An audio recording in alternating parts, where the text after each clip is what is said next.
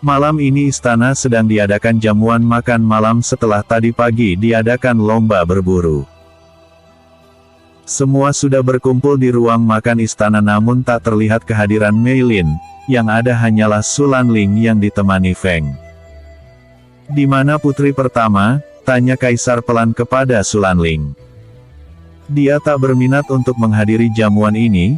Aku pun sama namun Liner memintaku tetap datang agar tak mempermalukan Anda," jawab Su Lanling sinis.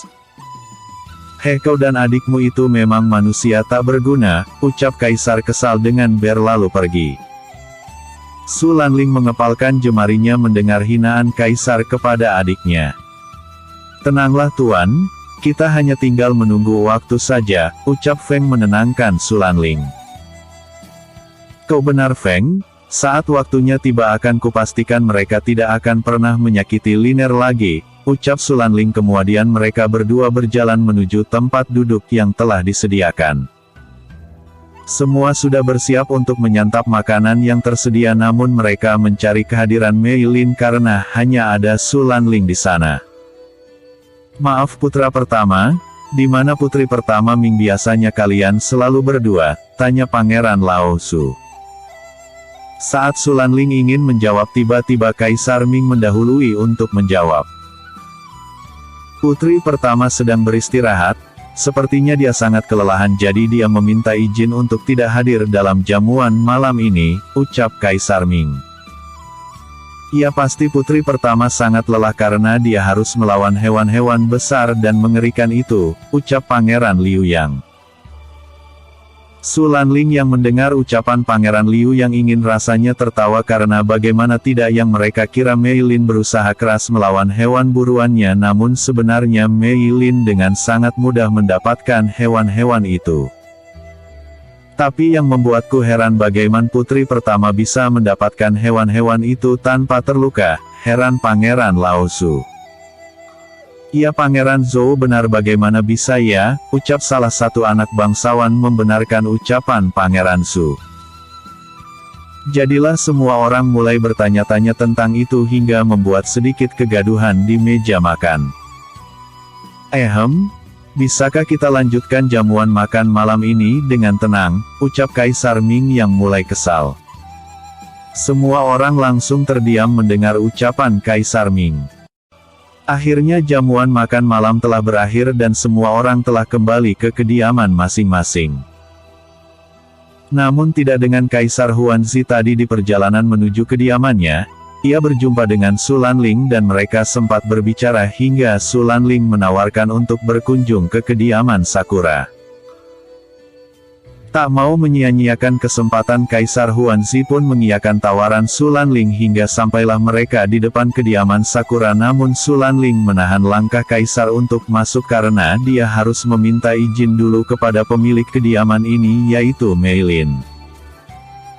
"Maaf Yang Mulia bisakah Anda menunggu sebentar karena hamba harus meminta izin dulu kepada adik hamba karena kediaman ini miliknya dan tak sembarang orang yang boleh masuk tanpa izinnya," ucap Su Lanling.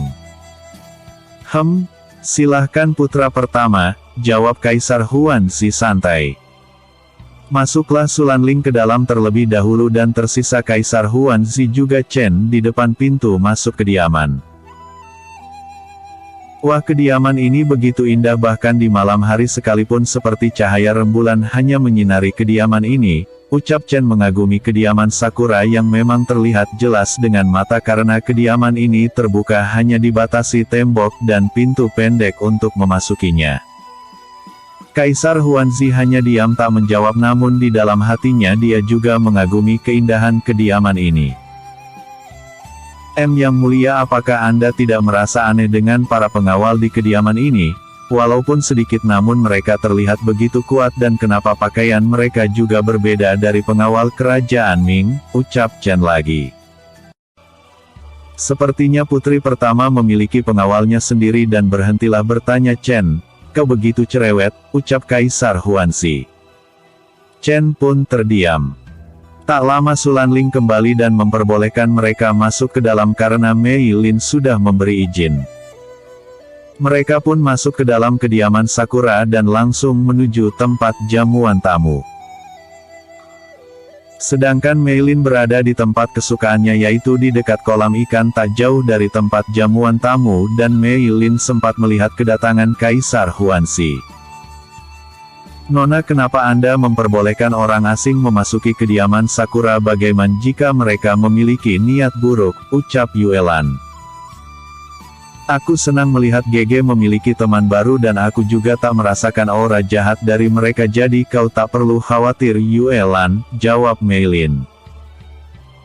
"Lagi pula di kediaman Sakura telah dijaga oleh pengawal yang sangat kuat dan tak terkalahkan, jadi untuk apa kau risau Yuelan?" tambah Anci yang tiba-tiba datang.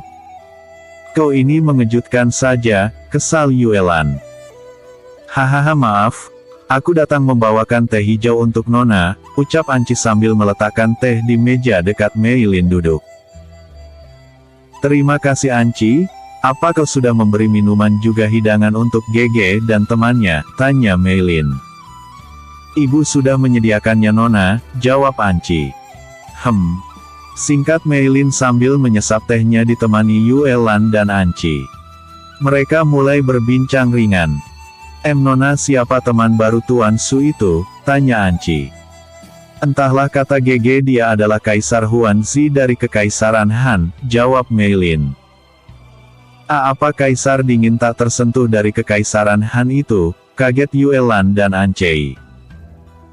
"Ada apa dengan kalian, kenapa begitu terkejut?" bingung Meilin. "Nona, apakah Nona tidak mendengar rumor bahwa Kaisar Huanxi dari Kekaisaran Han itu terkenal sangat dingin, tak tersentuh dan tak memiliki perasaan?" jawab Anci. "Benar Nona, bahkan sampai hari ini tidak ada satupun wanita yang berhasil meluluhkan hatinya dan juga dia sangat kejam terhadap musuhnya," tambah Yuelan. Meilin hanya acuh mendengar ucapan Anci dan Yuelan. Baginya selama tidak ada niat buruk ataupun menyakiti orang-orang terdekatnya, Meilin tidak peduli. Nona, kenapa wajah Kaisar Han itu tidak asing ya?" ucap Yuelan sambil memandang Kaisar Huanxi dari kejauhan. Meilin pun mengikuti arah pandangan Yuelan dan langsung menyemburkan tehnya. Meilin tersedak minumannya sendiri. Nona baik-baik saja," ucap keduanya. "Ini Nona," ucap Yuelan sambil memberikan sapu tangan untuk membersihkan tumpahan tehnya. "Ada apa Nona, kenapa Anda tiba-tiba tersedak?" tanya Anci. "Yuelan, bukankah dia adalah pria yang ada di pasai waktu itu?" ucap Meilin. Yuelan kembali menatap ke arah Kaisar Huanxi. "Benar Nona, itu adalah pria pemilik pedang yang Nona gunakan untuk menebas semua bandit itu," jawab Yuelan terkejut. "Jadi pria itu adalah Kaisar Huanxi dari Kekaisaran Han," lanjut Yuelan. Meilin hanya diam dan kemudian beranjak dari duduknya. "Kalian kembalilah ke kamar kalian, aku ingin beristirahat," ucap Meilin sembari melangkah pergi. Sedangkan di ruang jamuan tamu, Sulanling sedang asik berbincang dengan Kaisar Huanxi hingga larut dan berakhir dengan kembalinya Kaisar Huanxi ke kediamannya. Episode sebelumnya 23. Episode berikutnya 25. Setiap pangeran, putri dan anak bangsawan akan bertarung satu sama lain sesuai nomor peserta. Dalam pertandingan diperbolehkan menggunakan kekuatan kultivasi maupun menggunakan spirit beast, namun tidak boleh sampai membunuh. Semua sudah bersiap di arena pertandingan, begitupun dengan Meilin dan Sulanling yang baru saja tiba. Setelah mengambil nomor peserta, Meilin berjalan dengan santai menuju tempat duduknya yang berada tepat di samping Kaisar Huanxi. "Salam yang mulia Kaisar Han," ucap Sulanling menyapa Kaisar Huanxi. "Sudah kukatakan bersikaplah layaknya teman pangeran," jawab Kaisar Huanxi. Ya, hamba masih belum terbiasa yang mulia." "Oh, maksud hamba Kaisar," ucap Sulanling. Sedangkan Meilin tak menghiraukan perbincangan mereka dan langsung duduk tanpa menyapa maupun memberi salam.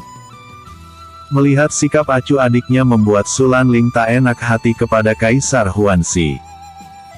Maafkan adik hamba Kaisar, adik hamba memang tidak terbiasa dengan orang baru, jelas Sulanling.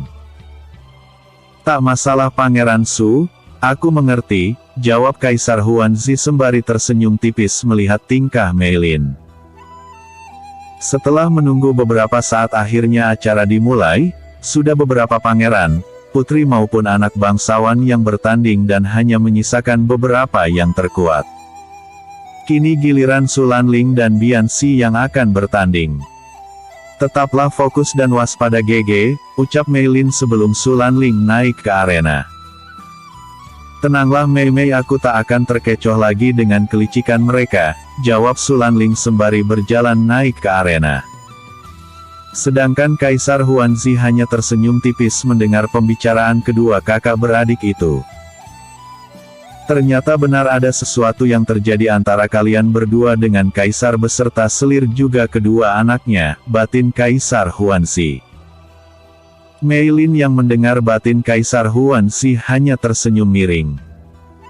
Kini pertandingan antara Sulanling dan Bianxi telah dimulai dan terlihat banyak kelicikan yang dilakukan Bianxi, namun Sulanling tetap bertahan dan pertandingan berjalan dengan sengit. Luka dan sayatan tak terelakkan dari tubuh keduanya hingga akhirnya mereka mengeluarkan Spirit Beast masing-masing. Spirit Beast Sulanling yaitu Ruby berupa seekor rubah dan Spirit Beast Bianxi berupa serigala mulai bertarung dan berakhir dengan kemenangan Ruby Spirit Beast milik Sulanling, dan mau tidak mau Bianxi harus mengakui kekalahannya. Sial, aku harus kalah dengan anak sialan itu, tunggu pembalasanku dan akan kupastikan kau mati di tanganku Sulanling, batin Bianxi menahan amarahnya. Sekarang giliran Mei Lin yang harus melawan putri dari Kekaisaran Sang yaitu Putri Sangling. Apa kau yakin mampu mengalahkanku putri pertama Ming? Aku sarankan kau mundur sekarang daripada kau akan mempermalukan Kekaisaran Ming, ucap Sangling dengan sombong. Kau terlalu banyak bicara putri, singkat Mei Lin yang memancing emosi Sangling. Sangling langsung menyerang Mei Lin bertubi-tubi, namun dengan santai Mei Lin menghindari semua serangan dari Sangling. Mei Lin menunggu Sangling lelah dengan gerakan cepat. Mei Lin langsung menyerang Sangling dengan satu pukulan tepat di perutnya, membuat Sangling terpental dan pingsan, hingga Mei Lin keluar sebagai pemenangnya. Semua orang terpukau dengan gerakan Mei Lin, dengan hanya satu pukulan saja ia mampu menumbangkan lawannya. Dia hanya mampu bela diri saja, apa kalian tidak melihatnya dari tadi dia tak mengeluarkan kekuatan apapun kan, ucap Xianxi mulai menghasut semua orang. Benarkah itu putri kedua, ucap salah satu putri dari kerajaan lain. Tentu, kalian lihat saja nanti aku yang akan melawannya dan aku akan perlihatkan betapa lemahnya dia, sombong Xianxi. Semua orang mulai mempercayai kata-kata Xianxi bahwa Mei Lin tetaplah putri yang lemah. Kini tinggallah 4 orang tersisa yaitu Kaisar Huanzi, Sulanling, Xianxi dan Mei Lin. Mereka akan saling bertanding, Kaisar Huanzi dengan Sulanling dan Xianxi bertanding dengan Mei Lin. Siapkah pemenangnya? Episode sebelumnya. 24